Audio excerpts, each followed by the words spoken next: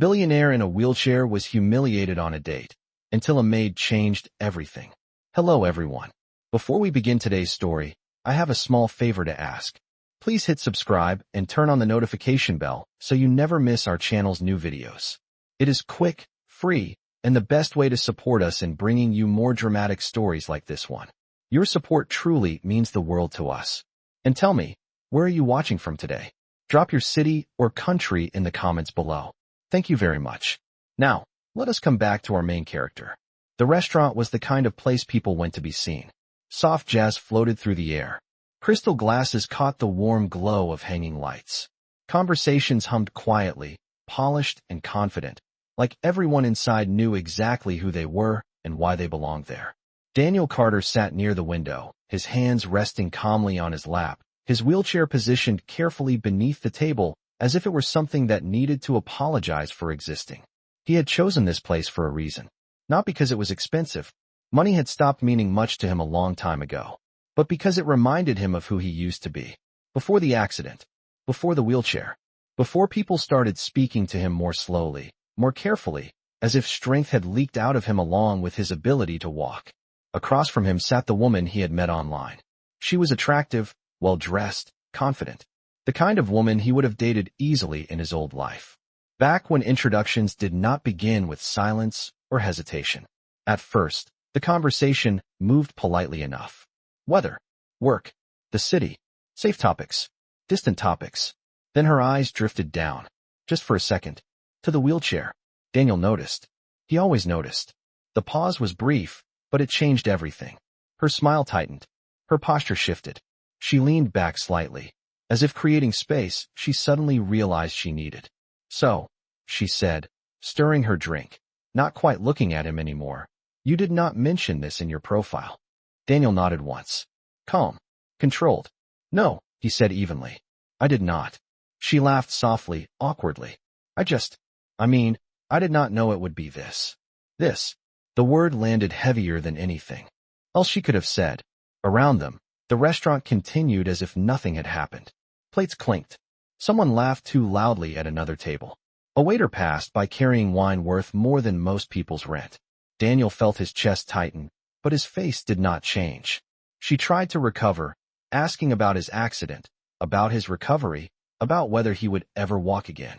The questions came too fast, too personal, wrapped in the thin disguise of curiosity. Not concern, not care. Curiosity. Then she glanced at her phone. I think, she said, standing up, already halfway gone. This is just not what I am looking for. I hope you understand. She did not wait for an answer. Her chair scraped against the floor as she left. Heads turned. A few people looked away quickly. Others did not bother. Daniel sat there, alone, in the middle of a room full of people, feeling smaller than he had ever felt in his life. Not because he was in a wheelchair, but because for the first time, he felt invisible. He reached for his water, his hands steady despite the storm inside him. He told himself to breathe. He told himself he had survived worse things than this. He had survived the crash. He had survived waking up in a hospital bed, staring at a ceiling he did not recognize, listening to doctors explain his future as if he were not fully there. He had survived the pity. Surely, he could survive this. That was when a quiet voice spoke beside him. I am really sorry about that, sir. Daniel looked up. Standing near the table was a young woman in a simple black uniform, a white apron neatly tied at her waist. A maid. Hotel staff. Someone most people barely noticed unless something went wrong. She was holding a folded napkin, her expression gentle but composed. Not apologetic. Not intrusive. Just present. You did nothing wrong, she continued softly, meeting his eyes without hesitation. Would you like some water? Or maybe a moment before I clear the table. Something about the way she spoke felt different. She was not lowering her voice. She was not avoiding his gaze. She was not pretending the wheelchair did not exist, but she was not treating it like the most important thing in the room either. She was treating him like a person. Daniel nodded once. Water would be great. Thank you. She placed the glass in front of him carefully, adjusting it so it was within easy reach, then stepped back, giving him space without disappearing. For a brief moment, the noise of the restaurant faded. He realized something then, something small but unexpected. She had not asked what happened to him. She had not offered sympathy. She had not looked at him like he was fragile. She had simply stayed. And for the first time that evening, Daniel felt his shoulders relax, just a little. He did not know her name. He did not know that this quiet act of dignity would become the beginning of something far deeper than either of them could imagine. But in that moment, sitting alone at an expensive table he no longer cared about, Daniel Carter felt something stir inside him. Not hope, not love, but something just as important. The feeling that maybe, just maybe, he was still worthy of being seen. The night did not end at the restaurant. Daniel Carter rolled himself out into the cool city air, the sounds of traffic replacing the soft jazz he no longer wanted to hear. The valet rushed forward, a little too eager, a little too careful, the way people always were around him now. Daniel thanked him politely and declined the help. He preferred to move on his own. The ride home was quiet. City lights blurred past the window of the car as his driver navigated through familiar streets. This was his city. He had built companies here, signed deals here. Once, people had stood when he entered a room. Now, most of them did not know whether to look at him or look away. When the car pulled into the underground garage of his building, Daniel waited until the doors closed behind him before allowing his composure to slip. Not dramatically, not with tears, just a long, heavy exhale. Back in his apartment, the silence pressed in on him. The space was modern and immaculate, all glass and steel and expensive furniture chosen by designers who had never met him. Floor-to-ceiling windows looked out over the city skyline, a view that once made him feel powerful. Tonight, it made him feel distant. He wheeled himself toward the window and stared out at the lights below. The accident replayed in his mind, the way it always did when he was alone. The screech of tires, the violent impact, the moment everything went dark. He remembered waking up in the hospital, confused, disoriented, his body heavy and unresponsive. He remembered the doctor standing at the foot of the bed, explaining things slowly, carefully, as if softness could soften the truth. You may not walk again. Daniel had nodded then, too. Calm. Controlled. The world expected him to be strong. Billionaires were supposed to be resilient. Untouchable. What no one talked about was the quiet erosion that followed. The way invitations stopped coming. The way conversations shifted. The way people looked at him with admiration mixed with relief that it was not them. Dating had been the hardest part. Not because he wanted romance more than anything else, but because every date carried the same unspoken question. Can you still be a man like this? He had tried to answer it with confidence, with humor, with money, sometimes, even though he hated himself for it. Tonight, he had failed. Daniel turned away from the window and moved toward the bedroom, stopping briefly at the kitchen counter. A glass of water sat there, untouched. He picked it up, took a sip, then paused. For reasons he could not fully explain, his mind drifted back to the restaurant, to the maid. He could still hear her voice. I am really sorry about that, sir. Not pity, not embarrassment, just acknowledgement. He realized then that she had not once looked uncomfortable. Not when she spoke to him. Not when she stood beside his wheelchair. She had treated the situation as something unfortunate, not something shameful. Daniel shook his head slightly, as if clearing a thought he did not want to examine too closely. People were kind sometimes. That did not mean anything. The next morning, Daniel returned to his routine. Physical therapy at 9. Video meetings stacked back to back. Emails that never seemed to end. Decisions that affected thousands of employees. All made from a chair instead of a corner office. From the outside, nothing had changed. Inside, something felt heavier. That afternoon, he found himself asking his assistant to cancel a dinner reservation he had made days earlier. The idea of another public humiliation, another forced smile, felt exhausting. Instead, he stayed in, until his phone buzzed with a notification he had not expected. Hey, message from the hotel. Apologizing again for the previous night. Offering a complimentary dinner or service. Daniel stared at the screen for a long moment, then surprised himself by replying. Thank you. I would appreciate a quiet dinner tonight. Nothing formal. When he arrived at the hotel restaurant later that evening, it looked different. Less crowded. Softer lighting. A corner table prepared with quiet care. As he settled into place, he felt the familiar tension return, the instinctive tightening of his shoulders. Then he heard a familiar voice. Good evening. He looked up. It was her, the maid from the night before. Up close, she looked younger than he had realized. Her hair was pulled back neatly. Her expression was calm, professional, but warm. My name is Claire, she said, offering a small smile. I will be assisting you this evening. Daniel nodded. Daniel, thank you for being here. She placed a menu in front of him, angling it so he could read comfortably, then stepped back, giving him time without hovering. There was no awkwardness, no apology, no mention of what had happened the night before. They spoke briefly, casually, about the menu, about the weather, about nothing important at all. And yet, Daniel felt something unfamiliar. Ease. As the evening went on, Claire checked in quietly, never interrupting, never assuming. When she noticed his glass was empty, she refilled it without comment. When a nearby table grew loud, she adjusted the lighting and subtly closed a partition, shielding him from curious eyes. At one point, Daniel caught himself smiling. Not because something extraordinary had happened, but because nothing had gone wrong. As he prepared to leave, he hesitated. Claire, he said, his voice steady. Thank you. For tonight. And for last night. She met his gaze evenly. You are welcome, she replied. Everyone deserves to feel comfortable where they are. No drama. No grand words. Just truth. As Daniel rolled toward the exit, he realized something quietly profound. For the first time since the accident, someone had made space for him without making him feel like a burden. And he wondered, not for the first time, whether healing sometimes began not with medicine or miracles, but with the simple act of being treated like you still belonged. The days that followed began to form a quiet pattern. Daniel did not think of it as healing. Not yet. To him, it felt more like a pause. A space where nothing demanded anything from him. He returned to the hotel restaurant more often than he needed to. Sometimes for dinner. Sometimes just for coffee. He told himself it was convenience. The service was discreet. The environment was controlled.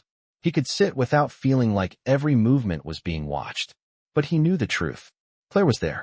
She never made it obvious. Never lingered longer than necessary. Never treated his presence like something special. When she spoke to him, it was the same tone she used with everyone else. Calm, direct, respectful. And that consistency mattered more than she realized. On his third visit that week, Daniel arrived earlier than usual. The restaurant was quiet, sunlight filtering in through tall windows, casting long shadows across the floor. Claire greeted him with a small nod. Good afternoon, Daniel. No, sir. No formality. Just his name. She guided him to a table by the window without asking, already aware of his preference. When she placed the menu down, she did not adjust his chair or touch the wheelchair. She trusted him to position himself the way he needed. That trust settled something deep in his chest. As he sipped his coffee, Daniel watched the city outside. People walked past the windows, busy, distracted, absorbed in their own lives. For once, he did not feel separate from them. Claire returned a few minutes later. If you would like, she said gently. The chef made a soup today that is lighter than usual. Some people find it easier in the afternoon. There was no implication. No suggestion that he needed special treatment. Just information. I would like that, Daniel replied. When the soup arrived, it was warm and simple. Nothing extravagant. Nothing designed to impress. And yet, it was the most comfortable meal he had had in weeks. They spoke a little more that day. Not about his accident. Not about her job. About ordinary things. She mentioned she grew up nearby. That she liked walking along the river after work. That she preferred quiet mornings. Daniel listened more than he spoke. He found that he did not feel the need to explain himself or justify his silences. At one point, he caught himself laughing softly at something she said. The sound surprised him. He had not laughed like that in a long time. Later that evening, back in his apartment, Daniel realized something unsettling. He was looking forward to the next day. Not because of a meeting. Not because of a deal. Because he knew he would see her again. The realization made him uncomfortable at first. He did not want to depend on anyone. Dependence had already taken so much from him.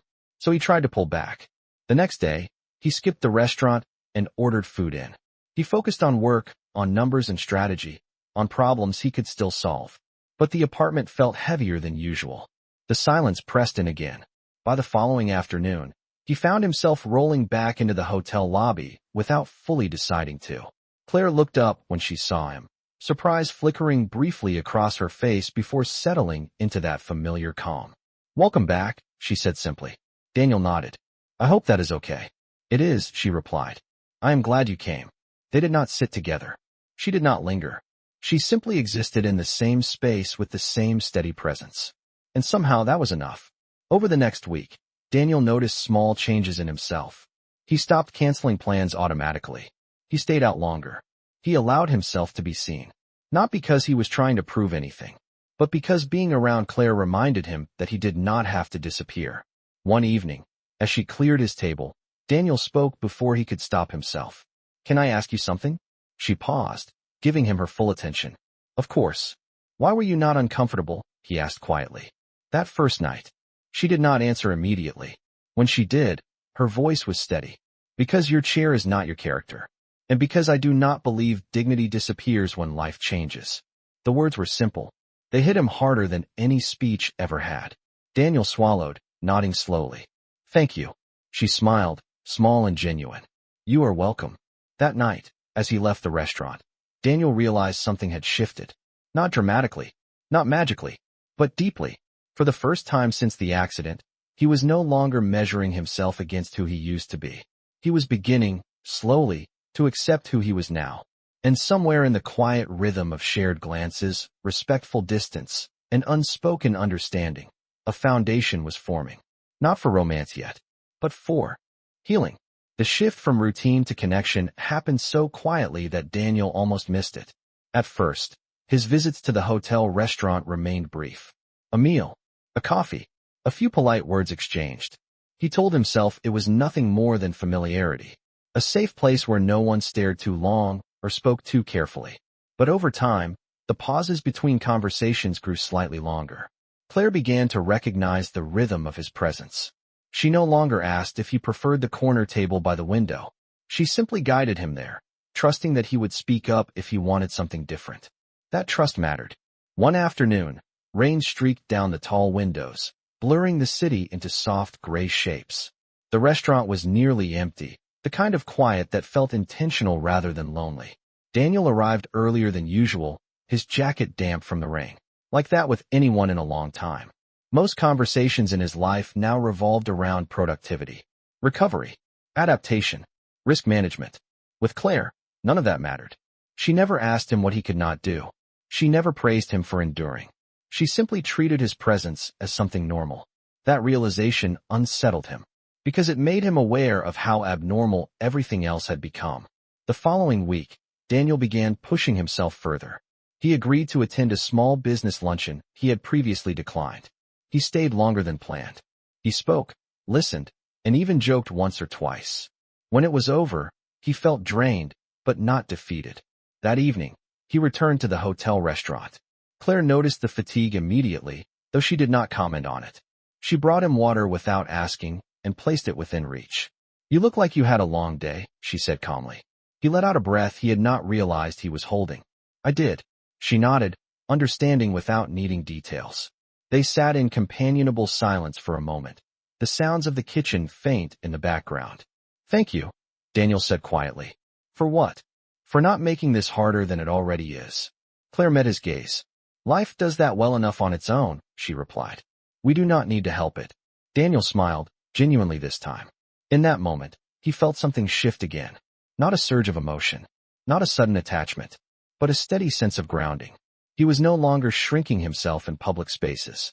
He was no longer bracing for rejection at every confirmation of who he was now. He was beginning to occupy space again. As he left that night, Daniel realized something important. Healing was not loud. It did not announce itself with milestones or dramatic breakthroughs. Sometimes, it arrived quietly, in the form of a person who treated you as whole long before you believed it yourself. And without fully meaning to, Daniel began to hope that this quiet presence in his life might not be temporary after all. The line between comfort and connection grew thinner with each passing day. Daniel began to notice how easily his body moved now when he entered the hotel lobby. His hands no longer tightened on the wheels as if preparing for impact. His posture, once guarded, softened without his permission. He was still careful, still aware, but no longer braced. One evening, as the restaurant prepared to close, Daniel lingered longer than usual. The last guests filtered out, coats pulled on, chairs pushed in. The lights dimmed slightly, shifting the room into a quieter version of itself. Claire moved through her closing routine with unhurried precision, wiping counters, straightening menus, resetting the room as if restoring order after a long conversation. Daniel watched her for a moment before speaking. "Do you ever feel invisible?" he asked. The question surprised both of them. Claire paused, cloth in hand, then looked at him thoughtfully. "Sometimes," she said honestly, "but I learned that being unseen is not the same as being unimportant." Daniel considered that.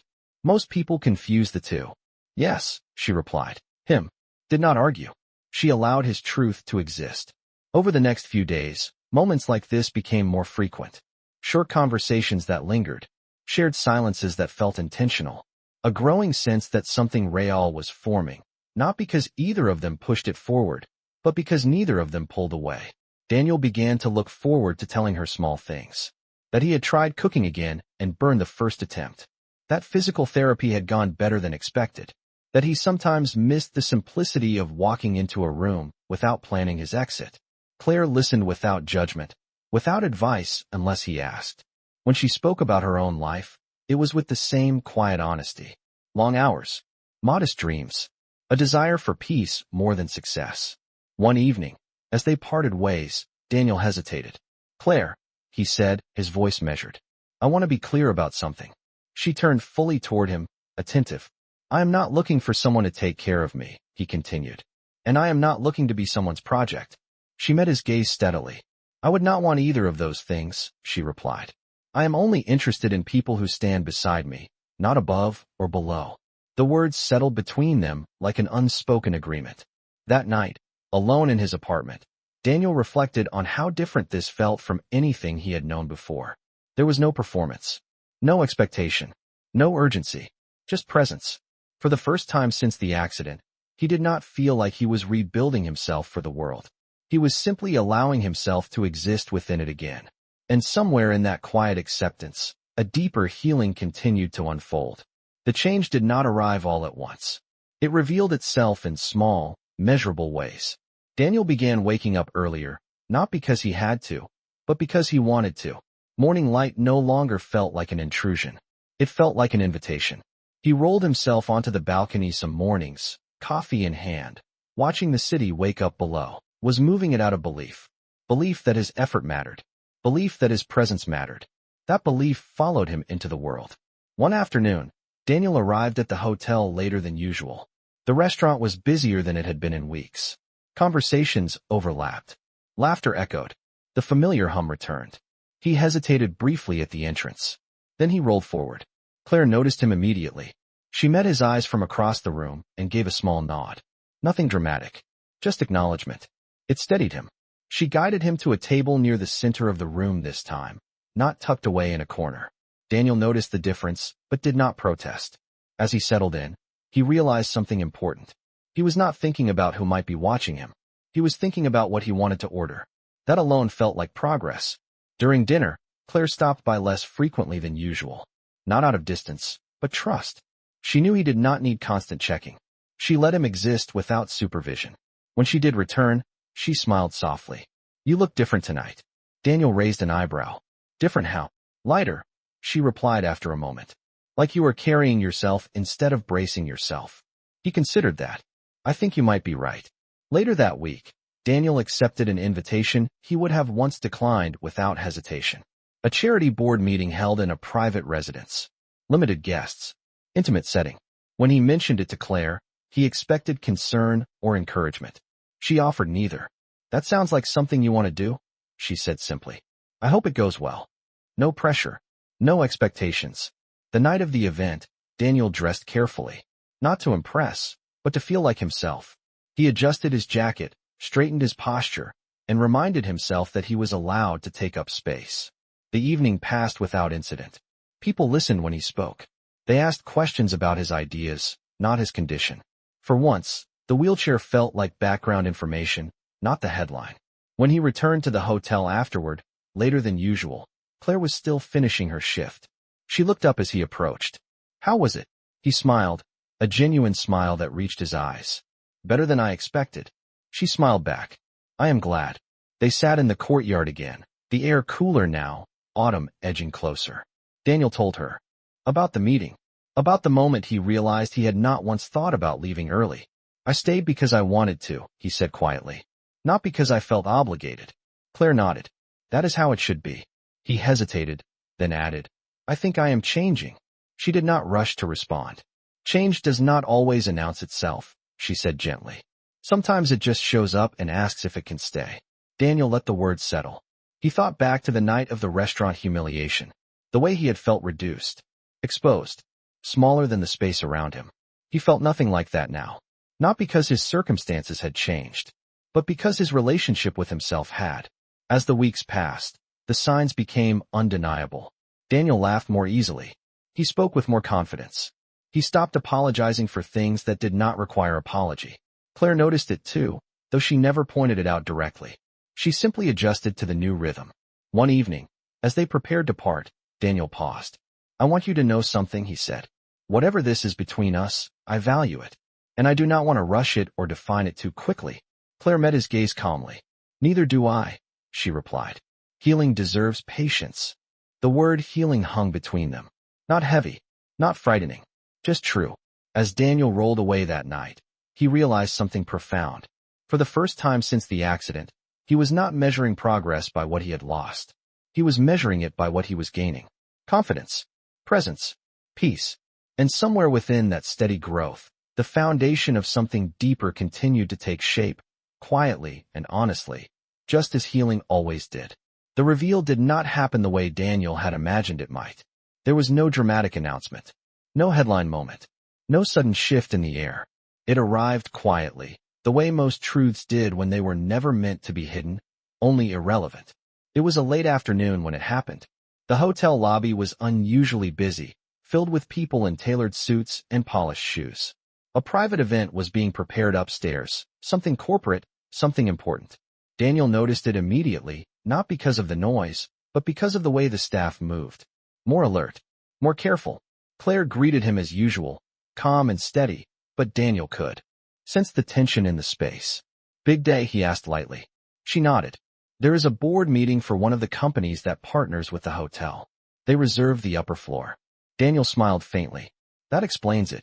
They did not linger on the topic. They never did.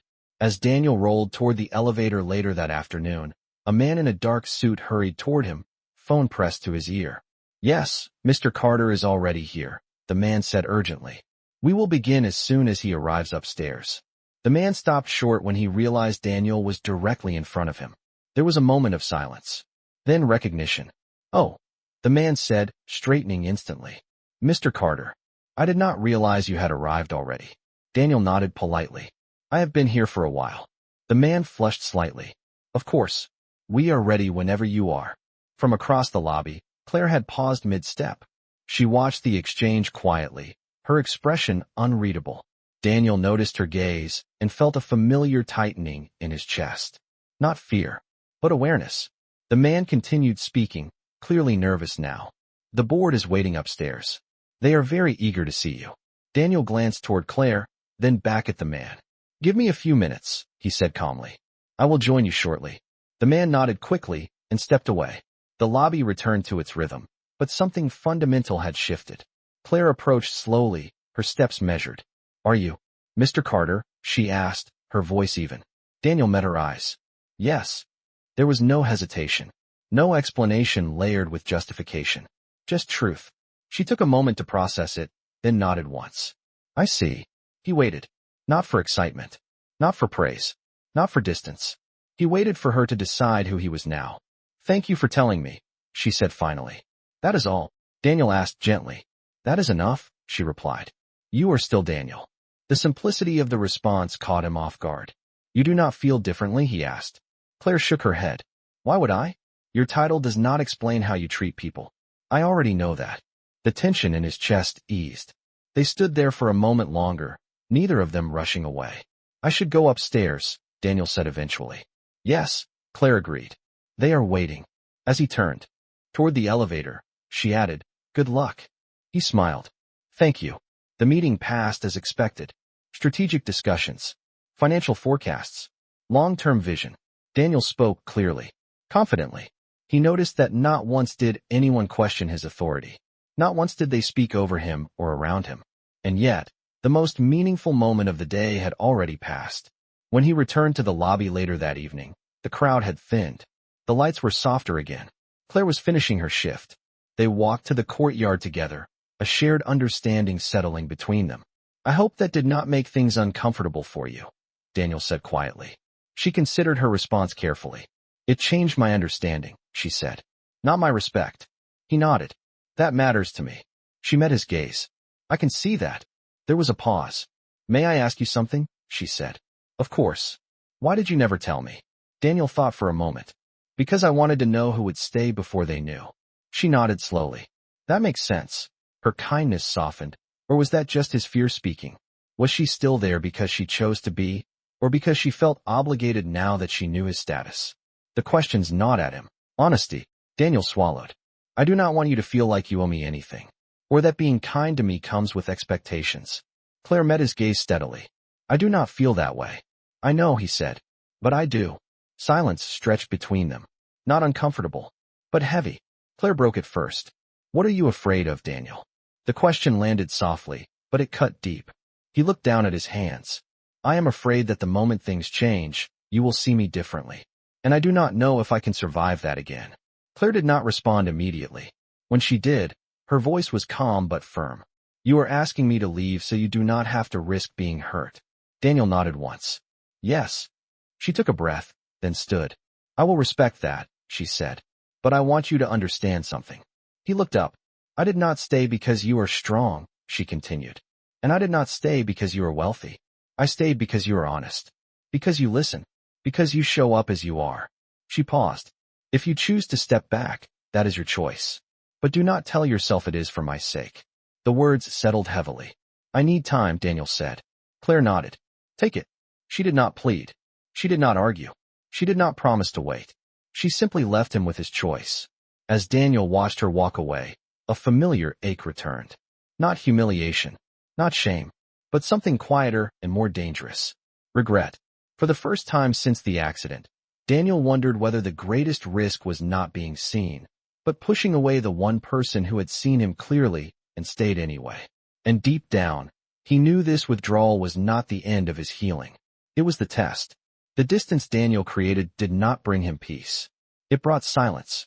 Not the gentle, grounding quiet he had grown used to, but a heavier kind. The kind that filled rooms and followed him from one thought to the next. The kind that made even familiar spaces feel hollow. He stopped going to the hotel. At first, he told himself it was temporary. Necessary. A way to regain balance. But days passed, then a full week, and the ache did not fade. It sharpened. Work no longer distracted him the way it once had. Meetings blurred together. Numbers lost their meaning. Every quiet moment carried the same question. Why did I push her away? One afternoon, during physical therapy, Daniel struggled more than usual.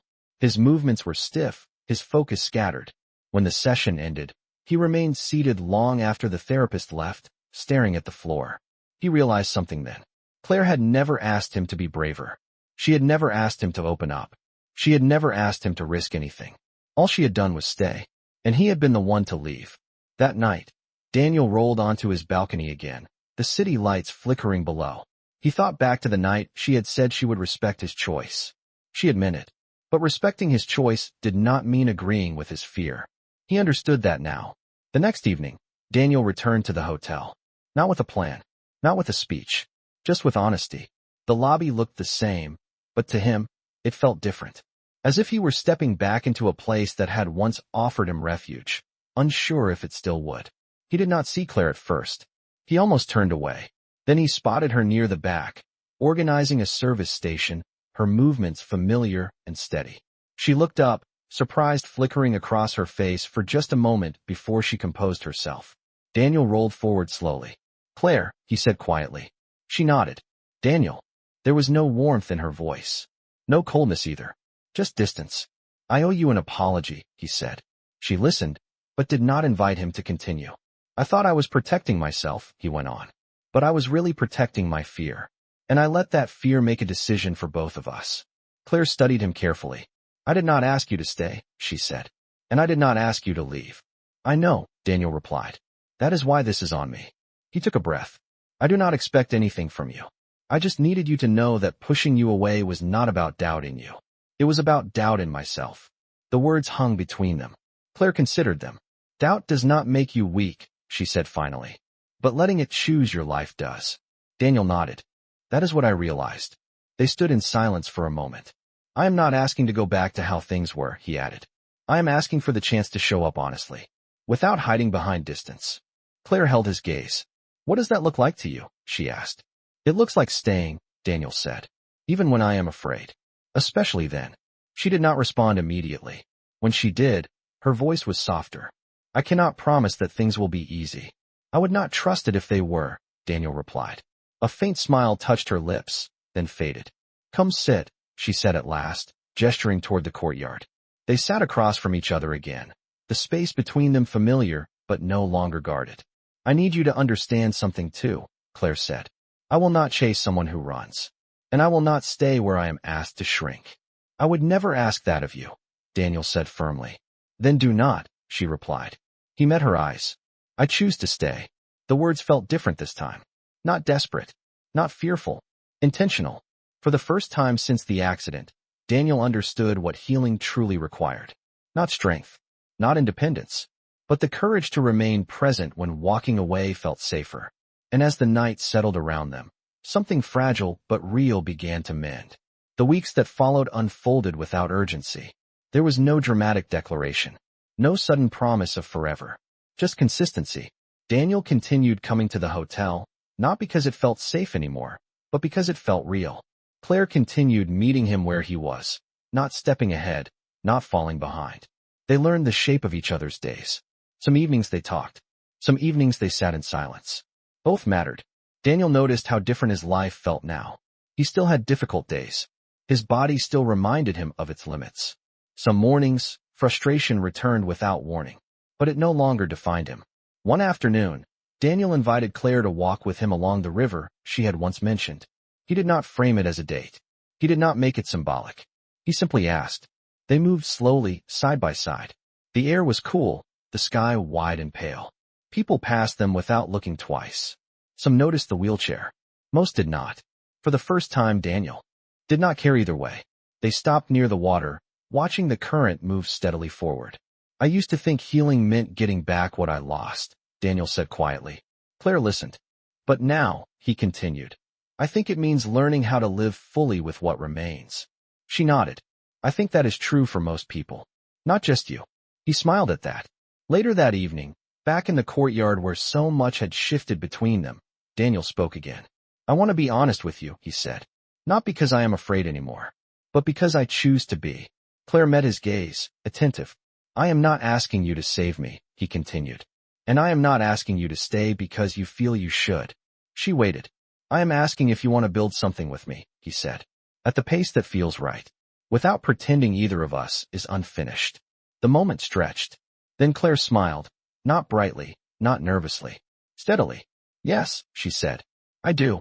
It was not a promise of perfection. It was a promise of presence. Time moved forward. Daniel became more visible again, not just in public spaces, but in his own life.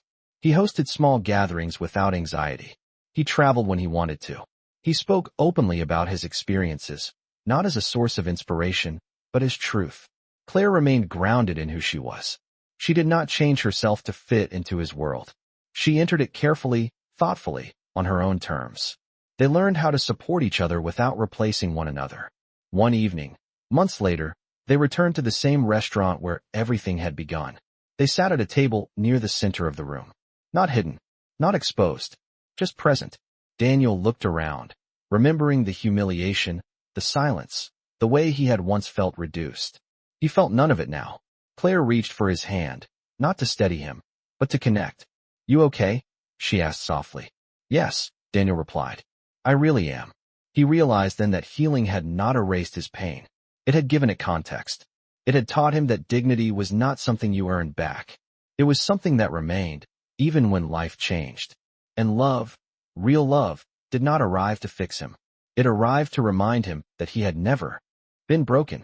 As the evening continued, Daniel felt a quiet certainty settle into place.